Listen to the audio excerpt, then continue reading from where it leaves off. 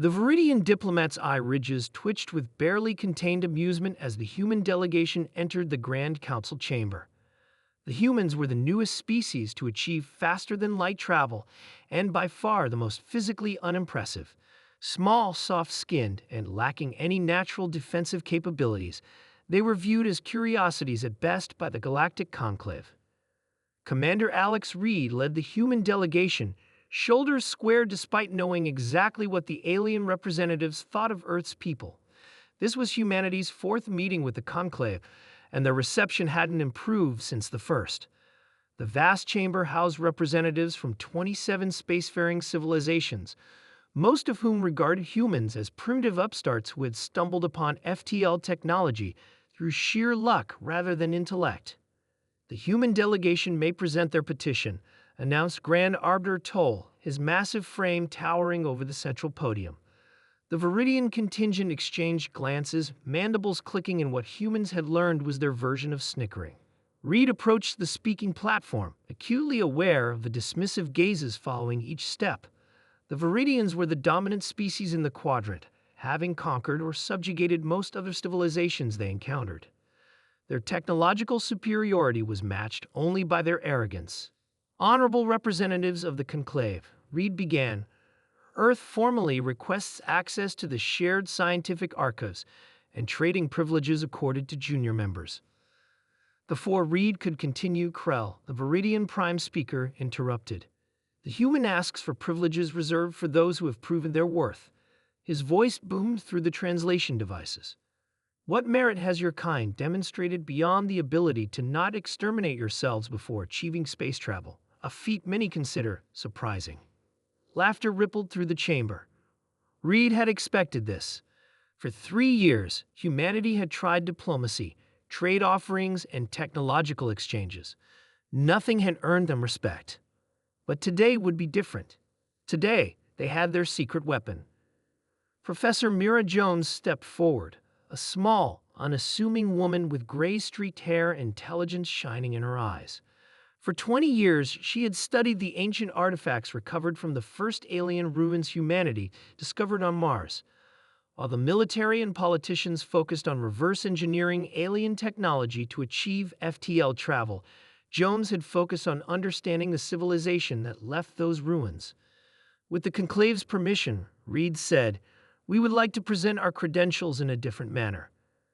Krell waved a dismissive claw. "Proceed with your presentation." Jones stepped to the center of the chamber and looked directly at the Viridian delegation. Then she began to speak in sounds no human throat should be able to produce, clicking consonants, dual-tone vowels, and rhythmic patterns that seemed to vibrate the very air. The chamber fell silent. The Viridians froze, their eye ridges extended fully, a sign of shock their kind rarely displayed. The Grand Arbiter rose from his seat, mandibles spread wide. "Where did you learn those words?" Krell demanded, his translator momentarily forgotten as he responded in his native tongue. Jones replied in the same language, her years of study evident in the precision of her pronunciation. The humans had prepared for this moment, but even they were surprised by the reaction. The truth was stunning in its simplicity. The ruins on Mars weren't left by some unknown alien race.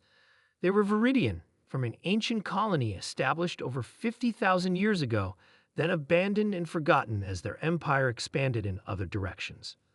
The language Jones spoke was Proto-Viridian, considered a sacred tongue known only to their highest scholars and religious leaders.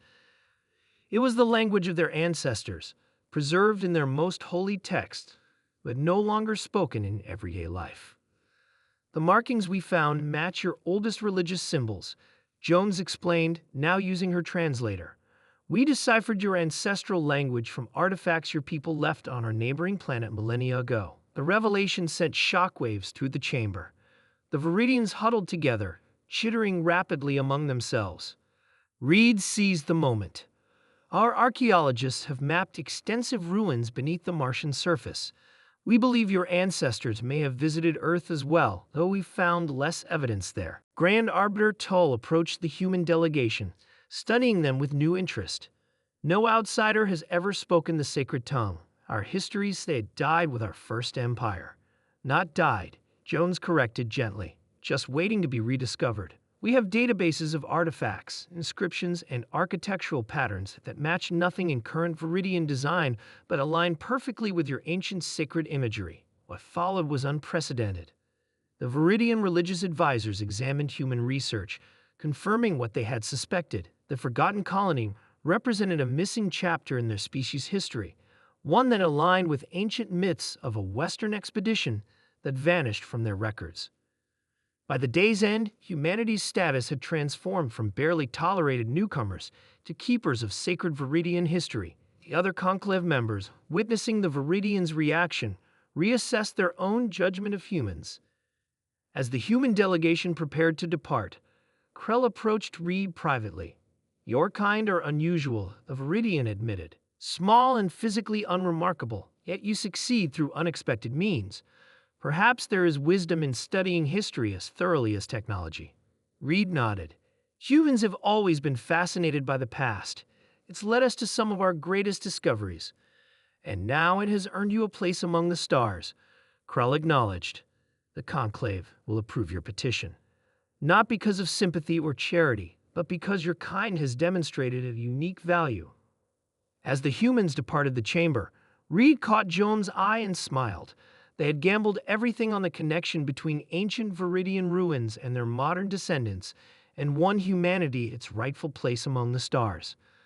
Not through strength or technological superiority, but through understanding the one thing that connected all sentient life across the galaxy: history.